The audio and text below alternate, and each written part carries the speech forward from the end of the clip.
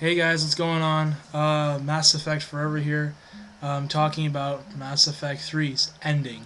Um, Ending kind of wants to make me change my username just a little bit. But besides that, I don't know, it's this all around solid game.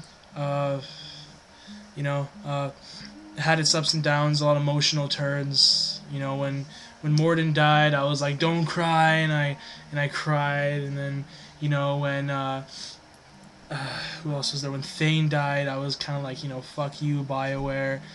And then, like all the main, really in-depth characters were all sort of being wiped out, and all those other characters you honestly could care two shits about stayed alive. Like Jacob, for instance, like I didn't give a shit about him. I had absolutely no tie to him, and every other character that I actually cared about was dying off. So that kind of it sucked, but I can understand the reasoning behind it. It just creates a more personal, emotional, humane, sort of more, um, I guess, just sort of really shows the human side of Captain Shepard. And sort of towards the end, he's slowly sort of breaking down, really questioning himself, which I think really just keeps adding on the emotion in the game, and that's great. It was awesome, and I went through with a perfect playthrough in Mass Effect 1 and 2. I try to keep it really traditional. I stuck with Ashley. I tried to make it a fun game. Very traditional, at least for my first playthrough, because I think I have uh, like 3 or 4 playthroughs, but I want to do the one for sure. But no, the last 15 minutes of the game really, to be truthfully honest with you right now, I'm pretty depressed. I've been playing this game for about 5 years since it came out. I believe in 2007, I think. But I don't even know how to explain it. Like, I feel like I kind of feel how I felt when the whole sort of when Lost was over. More questions than answers, which I feel is not a typical Mass Effect lore. Towards the end, Captain Shepard, obviously, he sort of has last moments of life, but just the way that little, the what was it called? A catalyst or whatever it was called. He was like a little child. It could have been something a bit more original, maybe something that had a bit more uh, rationality behind it, more realism towards it than just the child that died on Earth. I felt that was kind of silly to have that. Maybe it was kind of like in the film Contact, for instance, when the one lady finally, travels to another planet, but she's not prepared to see what the aliens actually look like, so they just sort of create something more familiar to her, which is her father. Which I kind of understand that, but that was never fully explained in Mass Effect 3. It was explained in the film why it was her father, but it wasn't explained in Mass Effect 3 why it's a child. It also didn't explain why the Reapers, if they were this intensely sophisticated race of sentient machines, why did they need Saren?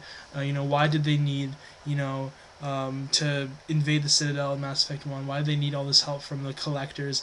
It had a lot of unanswered questions. If it was this perfect cycle that, you know, was considered, with absolutely no, I don't even know how to explain it. I'm lost for words, but no problems with it, and it was just a cycle that was perfect in every way possible. But the fact that Captain Shepard was able to make it to the catalyst shows that there was actual flaws in the system. So therefore, he was kind of like the last pinnacle step in evolution. Therefore, it was his choice to decide what to do with the next step of life, because in a sense, he's kind of like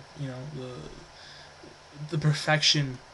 He's kind of the personification of everything that's possible, everything that was impossible. I don't know how to explain it. I don't even know if I'm saying is even relative to what I'm even talking about. But to be truthful honest with you, the ending just was not all there.